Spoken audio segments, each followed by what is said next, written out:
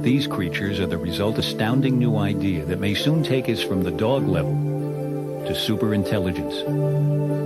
Robots like Flaky must be programmed feature by feature, but not these strange things. They created themselves through a process called artificial evolution. Evolution by itself has led to the creation of incredible complexity. Ourselves, all of the organisms in the world. This process happened on its own, at least in my opinion. There was nobody that assembled all of these wonderful things in the world.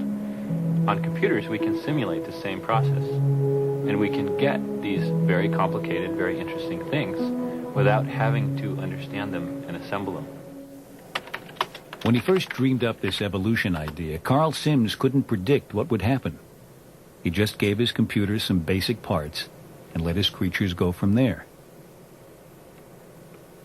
The bodies of these creatures are fairly simple. They're just made of some number of blocks. The blocks are connected by joints, which can bend or twist. The creatures also have a nervous system. They have sensors, which can sense the angle of the joints or sense contact. And the nervous system processes the signals from the sensors and tells the muscles when to move, which generates some kind of behavior. I've given it the capabilities to include all of these elements, but the computer actually decides how they're assembled and how they're used in specific creatures. Numbers chosen randomly by the computer, a synthetic genetic code, described how the first simple creature would look and how its nervous system would be wired. Then it was put into a simulated lake and told to swim. It twitched, but it didn't get anywhere. So now the computer went to work. Using the original numbers as its base, the computer made a few random changes, the equivalent of mutations.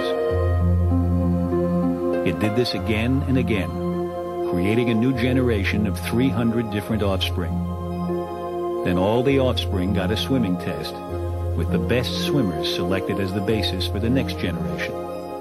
When the computer makes mutations in the genes of these creatures, it has no idea what these mutations are going to do.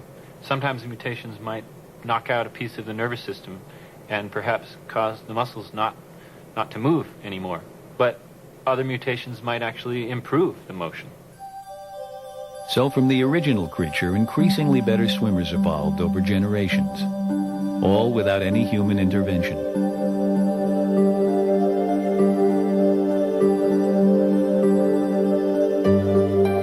In the end, this was the best swimmer of all. But when Karl Sims put it on simulated land, it was like a fish out of water. So over subsequent generations, the mutation and selection process had a new goal: to walk.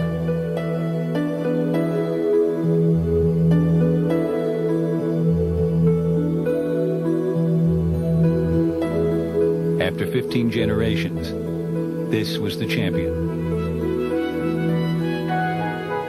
Other computer runs have produced even better walkers.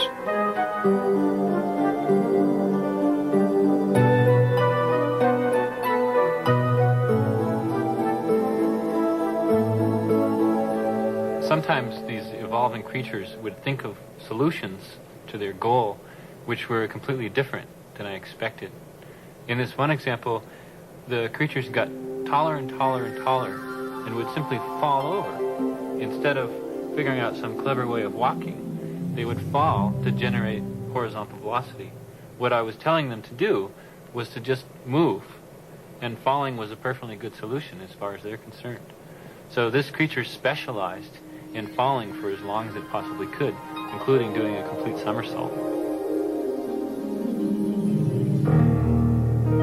The strength of artificial evolution is that it comes up with solutions that computer programmers could never imagine. So if the process could be